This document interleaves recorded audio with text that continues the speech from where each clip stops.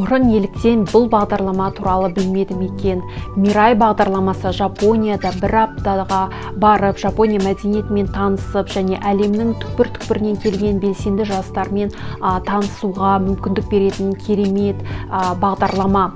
Егер сіз осы бағдарламаға қатысам десеңіз, сіздің жасыңыз 20 мен 29 жас аралығында болу керек, және сіз міндетті түрде ағылшын тілін білуіңіз керек. Я, жастар, егер сіз ағылшын тілін білсеңіз, онда сіздің алдыңыздан көптеген керемет мүмкіндіктер ашылады, және ол үшін сіз міндетті түрде бай болуыңыз керек емес. Ниетіңіз болса, үйренемін, білемін, ел көремін, жер көремін деген, онда сіздің барлық шығыныңызды өтейтін көптеген бағдарламалар бар. Оның бірі Мирай бағдарламасы.